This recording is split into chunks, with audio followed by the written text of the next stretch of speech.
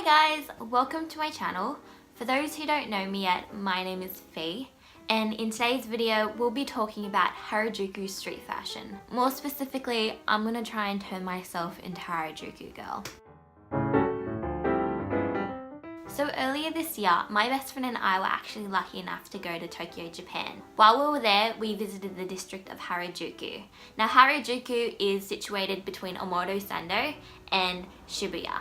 When I researched into what was in Harajuku, a lot of the websites suggested that it had really cute cafes, cool street art, and even a cooler sense of street style. We weren't really disappointed because we saw so many people dressed up in cosplay and all these quirky outfits that you probably wouldn't see in the streets of Australia. Now, when I researched online, I was actually surprised to find that there wasn't actually one particular street style.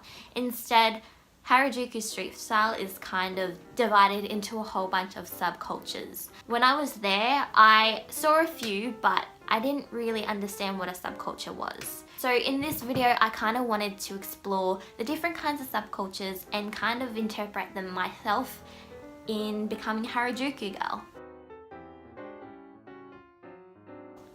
So what I can see from online is that Harajuku street style doesn't have really one distinctive style. You've got Decora, you've got Fairy K, Kawaii, you've got schoolgirls, you've got cosplay, you've got Gothic Lolita, the list goes on. Now, having an opportunity to look at the different kind of subcultures, I think I've narrowed down my choices. First, I want to go with a Fairy K look, simply because it looks really pastel, really dreamy, something completely out of my comfort zone. Another one is Decora. Now, Decora is something unlike anything in Australia. I really like that it's completely out there. They just take the most random items and random colors and chuck them all over their bodies. So when I first started looking for the items I wanted to wear in this Harajuku inspired look, is that I looked online. When I looked online, I found this website called YesStyle, and the cool thing about YesStyle is that it kind of specializes in Japanese and Korean beauty items and fashion items. So when I clicked on the Harajuku tab, it immediately took me to a page that had all these Harajuku inspired items. As I sifted through, I found a really cute t-shirt, and then I found some really cute accessories. Found some glasses that were tinted pink, and then a pair of dangly, really cool star earrings.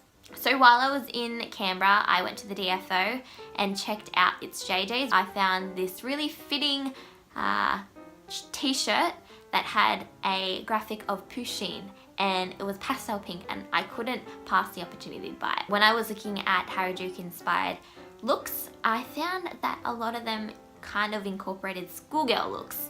So I tried to look for a pleated skirt to fit that schoolgirl look, and I found this white pleated skirt on eBay, not too much, I think it was about $12.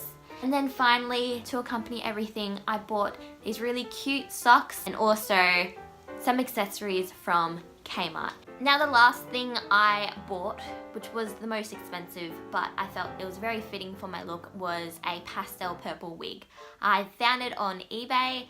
It was about $18, a bit pricey, but I've always wanted to experiment with coloured hair. So first, before I jump into the clothes, I'm gonna try and recreate a kawaii girl Harajuku makeup look. I'll be back.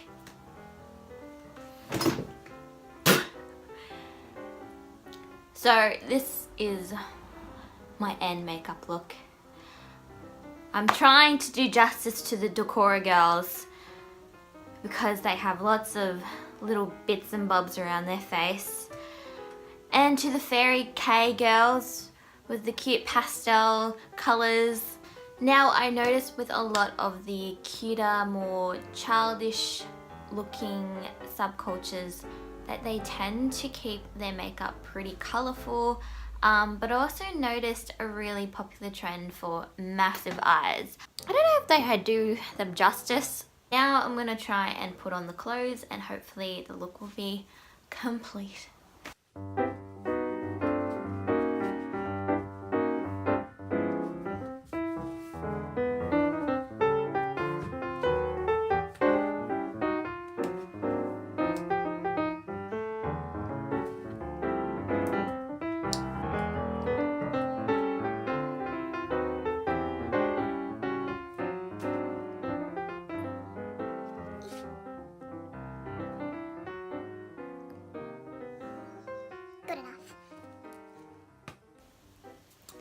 Okay, so final thoughts.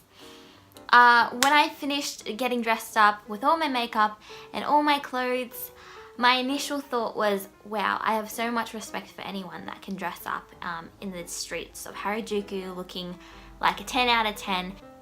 I feel like when you try and fit a certain aesthetic, especially when it comes to decora, which requires a lot of little bits and pieces, you do really need to think carefully about the placement of everything. For me, I kind of just chucked everything on my face, but when you do really look at pictures online of decora girls, you can tell that they do put a lot of time and energy and thinking about where they place everything on their face or on their hair. Alright, I've taken the wig off, I can breathe. What I really admire about them is that, to a degree, it's almost like art, let alone seeing the professionals do amazing makeup. To hear that they do this on the daily, or at least more than once every month, is gobsmacking to me, because that was very time consuming. Another thing that I thought was really interesting about this process was that it doesn't just happen overnight. You are spending a lot of time collecting certain pieces that you want to contribute to your look. For myself, it took me up to 2 weeks just to find particular items online. In particular, these subcultures are so out there that you can't really find these items just when you pull up to your local mall. You really do have to look. Another thought is, would I see this on the streets of Australia? And that is an absolute no. These stars are so out there, so quirky, so loud and proud, but you just don't see that. If there's anything I can compare this to, I would probably only see this as cosplay in conventions, or perhaps, where else? Halloween. But lastly is, what did I learn? And I learned that there's more than just what meets the eye. It's a lifestyle to them. You see people who can pull this off every single day, who dedicate so much time out of their morning routines to put on this makeup. You've got full-fledged stores that sell specific items like this and make a business out of it, because there's just that audience and that niche for it, and I think that's really cool, particularly in Japan. That's such a conformist society. It was fun, and would I do it again? Probably not, but at least I did it. Hope you guys enjoyed this video. Hope you learned a thing or two, or at least enjoyed my process turning into a Harajuku girl. Alright, see ya!